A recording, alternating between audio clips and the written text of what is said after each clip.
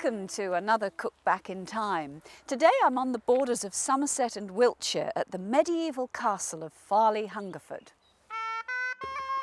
Our expert guest chef Steve Ruddle of Historic Reenactment Society, the Medieval Free Company, will be setting up camp to recreate some medieval morsels. A perfect pottage, a venison stew, a floury fool and something very fishy to feed the modern custodians of the castle, Babsbiddle and Ashley mainland of English heritage.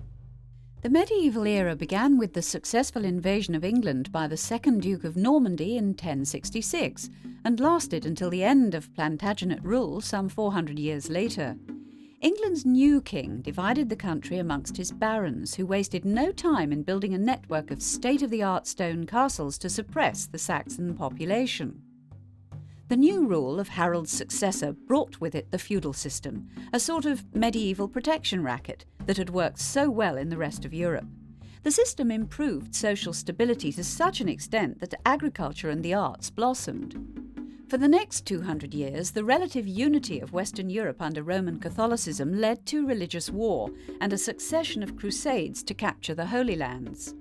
It was the death of Richard III in 1485, the last Plantagenet King of England, that ended the medieval era and brought a new dynasty to the English throne. How long have you worked here? I'm going up to 15 years working here at Farleigh. All that time as a custodian? All the time as a custodian. I've never wished to go anywhere else. I love my job. I enjoy the work that English Heritage has progressed here. Since I've been here, I've seen some vast changes. We've had a new shop. We've brought in an audio tour for all our visitors, which gives people a better understanding of the site. And as we're talking, we're in the process of putting in an education centre here as well, which I honestly always believe that children are our number one visitor because they're our future. The history of Farley Castle goes back to 870. Originally there was just a small manor house made of wood and then it was extended over the years until Sir Thomas Hungerford came here in 1369, whereupon then he completely enlarged the manor house and then started to fortify his property without having a royal licence. But sadly Thomas Hungerford died in 1398 before it was all completed, so his son Walter finished it. And how long did it stay in good condition? Right up until 1686, when Edward Hungerford, who was nicknamed the Spendthrift, had to sell Farley Castle with 14 other properties to clear all his debts. He was very friendly with Charles II, and Charles II used to come here quite often. And of course Edward would have to put on gambling, hunting, and Edward Hungerford was known to say at the throw of a dice, well, here goes such and such property. Oh, no. And so the wealth of the Hungerfords soon dwindled. Tell you what, how about having a little time off? Would you like a taste of some medieval food and bring a colleague with you? I'm sure we'd be delighted to join you.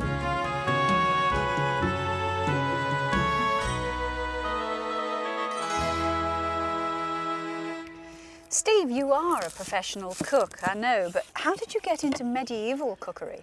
I got into medieval cookery mainly because my family and myself all do reenactments with a society called the Medieval Free Company. Today I'm going to cook a medieval pottage, circa 1460. This was it's like a vegetable stew basically. Every single person would eat it every day. These pure vegetables. Every now and again, like once a week, you might find a rabbit or a hare or something like that, which we would then put into the, just to give it a little bit of meat into it. While you're cutting the onions, can I ask you about what you're wearing? I mean, first of all, the cross and the bell. You weren't a priest? No, everybody had a cross and a bell because of the religion. Everybody was very, very religious in those days. It was just to ward away the devil because everybody was scared that the devil was going to come and take them away. Oh. What do you want now? I think I'll have some parsnips now, please. How many? 2, please. Okay. You don't peel them, do you? They always reckon, I think people do now, the goodness is in the outsides. Well, I never peel potatoes, but that's just laziness.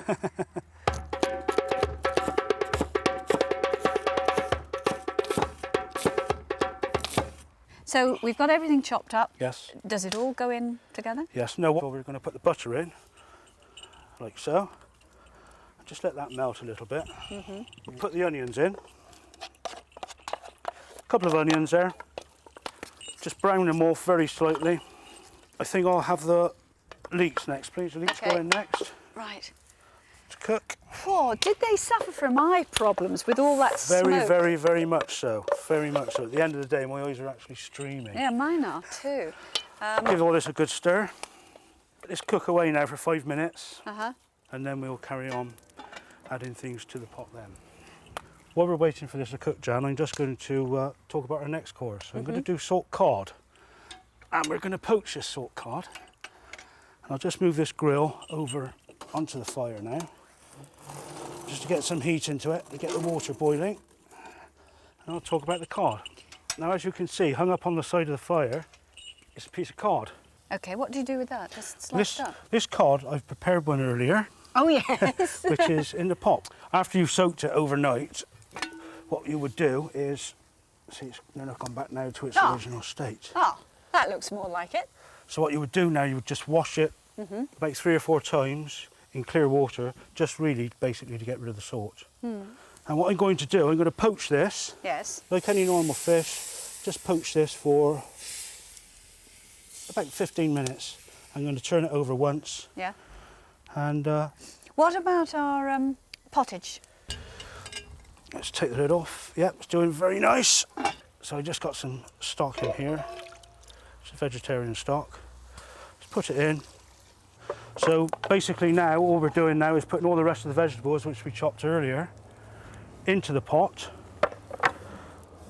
And as you can see, it looks more like a vegetable stew now, which the term pottage, It's only vegetables, but it smells good. and it tastes even better. I think now we need to add some salt, Jan, if you wouldn't mind passing it to me. I'm just going to put in a couple of tablespoons of salt, roughly. That's quite a lot, actually. Just adds to the flavour. Okay, I think now this cod's ready to turn over. And what's our That's going to sauce going to be made of So I'm going to today? make a herb sauce now. And use some fresh herbs. Let's take these off of there. In here I've got some mint, so I'm just going to chop up.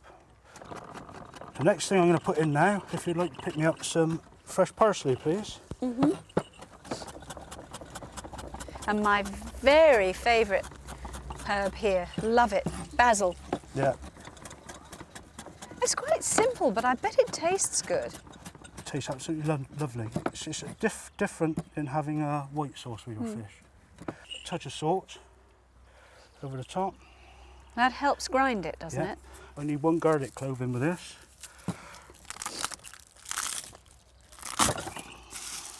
A little black pepper. Start grinding that all down into a paste. Is the consistency important? I feel it is actually. I feel it needs to be fairly well broken down into a paste. And then when you add our next ingredients, Which is? vinegar Uh-huh. and breadcrumbs. If you have your Where's the breadcrumbs, please. breadcrumbs? Right. Okay, just add a couple of tablespoons of breadcrumbs in there. I Very love you fine. professional cooks. You know, it's add a few Sorry. and you don't measure anything. Once again, just very lightly now put it in with the ingredients you already have. Now what we're going to do now is just add a little bit of cider vinegar in with this. A couple of tablespoons again, just to make it into a runny type of paste. But now we'll leave this for a couple of minutes to let the bread absorb the vinegar, cider vinegar. The fish looks. Yeah, the as fish though is it's very, very nearly done just now. about done. Right, if you pass me the plate, please. Now what we're going to do now is just add a little bit of sauce on the side, like so. A little bit across the top. Here we go. Great. Medieval cod. Join us after the break when our guest chef Steve Ruddle cooks up a venison stew and serves it in a novel dish. I pick flowers for a fool and the Medieval Free Company's band play music from the Middle Ages. All that in A Cook Back in Time. Welcome back. I'm in the chapel gardens of Farley Hungerford Castle. Today we're cooking up a medieval menu for the custodians of the castle, just to show them what food tasted like in those days. But first, I'm off to find out more about the family who for hundreds of years called this place home.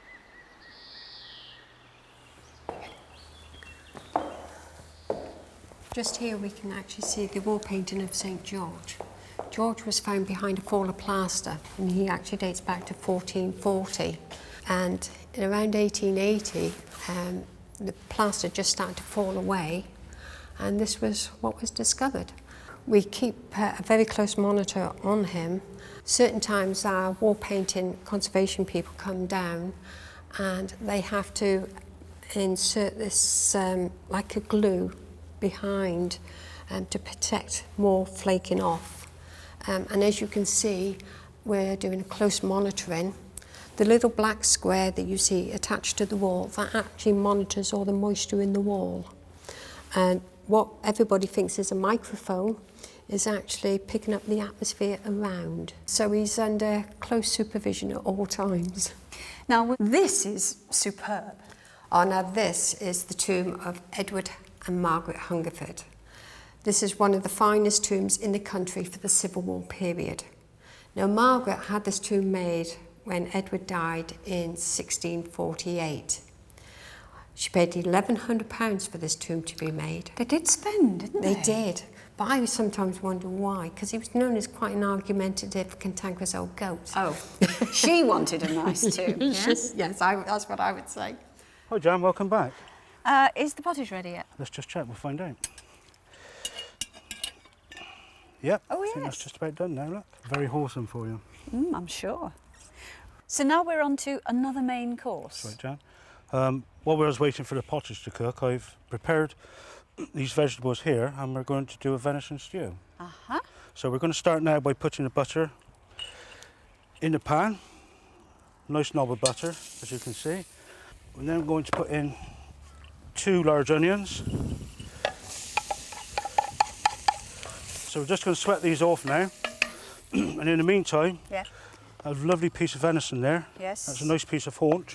Really, you know, they didn't have a lot, but what they did eat was good, wasn't it? Very nice. Venison is absolutely gorgeous meat. And we're just going to chop this up now into small dice, cubes. How much venison are you using, and how many will it feed? This is about £2 of venison here, and I would suggest it would feed about 4 to 6 people this, Yeah. as a main course meal. What do you need next, Steve? The mushrooms now, please. Thank you. Wild mushrooms are the best, of course.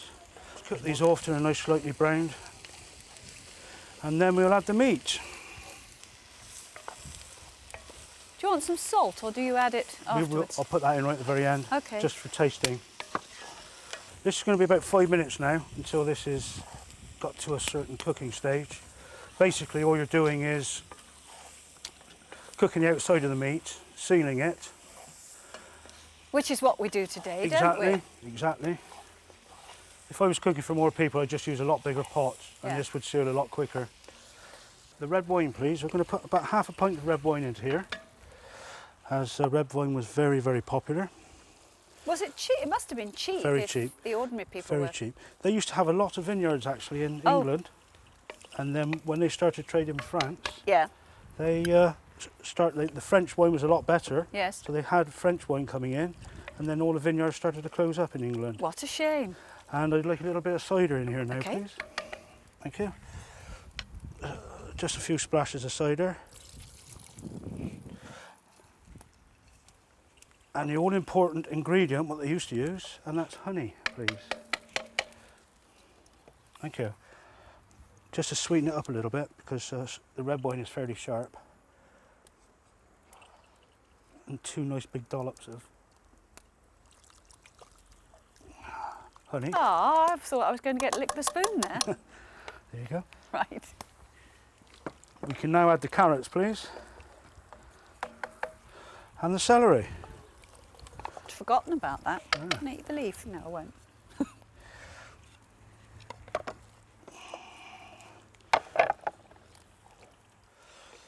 Well, the stew's doing very nicely now. I'll leave that now for about 15 minutes, just to simmer away, just to cook out nice and tenderly. So what we're going to do now, instead of putting the stew on a plate, we've got a little twist here. I've got a small loaf of bread, which they used to bake themselves, and they were near enough always in rounds. And what we're going to do, we're going to cut the top off of this, okay, like so. Now I'm going to ask you to put your fingers inside and hollow all the bread out. Take all the breadcrumbs out. So what we're doing now, we're forming like a cup or a bowl to put our stew into. So when they ate the stew, they peeled off the bread as well and dunked it in to fill them up. Hey, that's good. I ought to try that, to cut down on the washing up. Exactly. But we don't throw away the breadcrumbs because Didn't think you would. what we would do with those is when the stew is finished, we would just thicken the sauce up by putting the bread actually in the sauce. No waste. I like exactly. that. Smells very good. Yeah. Very good. Now what we're going to do now is, with your bread roll already prepared, we're going to just pop this into, like so. And then what they would have done is got the top and just pop the top back on, just to keep it warm.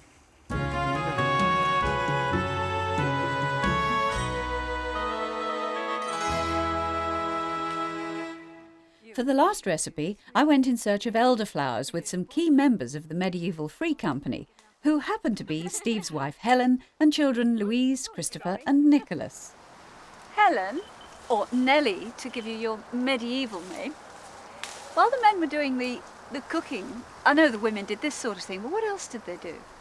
They acted in a very supportive role to whatever the men were doing as a travelling group. The families were there purposely just to support the men.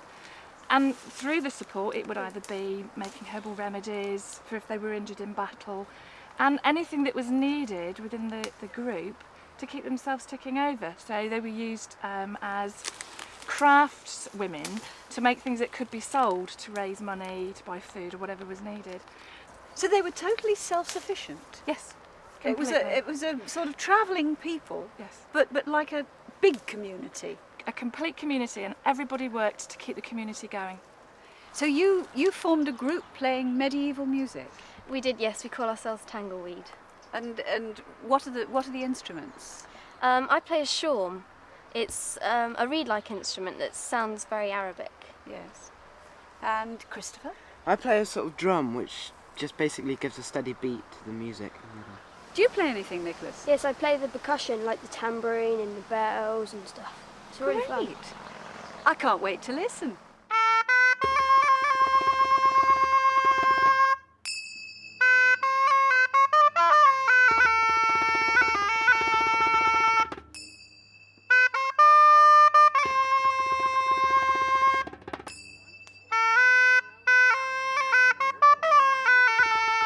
So, Monsieur le Chef, what's next? Well, I'm going to do elderflower and rhubarb fool. So first of all, what we will need is a piece of muslin like this. And and those elderflowers. Elderflowers that you picked earlier, please. Gosh, they're quite strong. They're very strong. Aren't they? That enough or too much? Or? Oh, that's just fine. Month of May, month of June, these elderflowers are out. Yes. And what we do, they put them into this muslin. If you've got a piece of string handy there, please. And wrap them up like our modern tea bags. 1.5 to 2 pints of boiling water. Just drop this in, just like a tea bag. And leave that in there for about 15 minutes to infuse.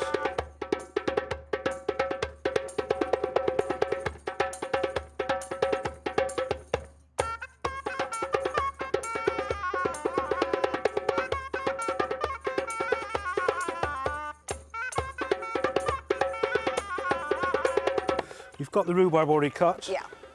It's just What's looking that about? fine. It's lovely rhubarb, this. It's about £1.5 pound of rhubarb there. We'll put the rhubarb into the pan. And we'll cook this.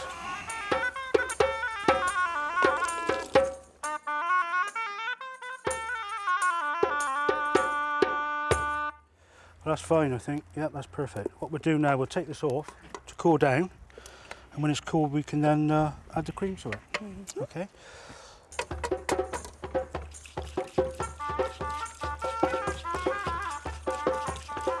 Okay, John, I think this is just about beaten up enough now, so we'll get the rhubarb, which is now cold. Yeah, that's fine. And then we will add the cream into the rhubarb. Now just fold this in gently, don't beat it in, just gradually fold this in into the mixture.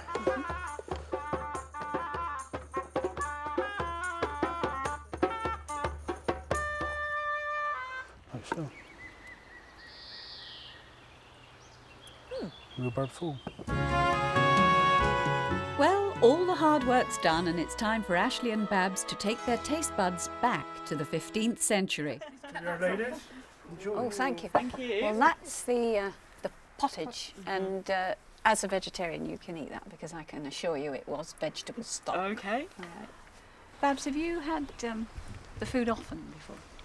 I've had it quite a few times. It's Do always you been very want to good. help yourself? I would love to try this.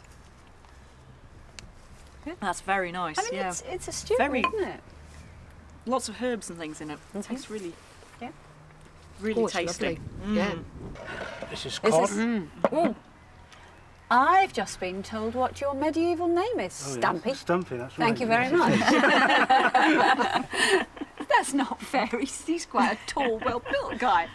Cod with a sauce. What do you think of the That's- sauce? It's great, isn't it? It is, yeah. You can really taste the mint in it. And that is venison stew. There you go. Oh, this is obviously a favourite of yours. Now you've got a mouthful. And a special for jam. Oh, you're great. Thank you very much. I did like it. And verdict, ladies? Delicious. You can come and cook for Really me anytime. nice. Wonderful. Really was lovely. As good as Yeah. always. As good as always. Well, I hope you've enjoyed our medieval menu cooked at the medieval castle, the fantastic and interesting Farley Hungerford in Somerset. Hope you'll make a date to join us again on A Cook Back in Time.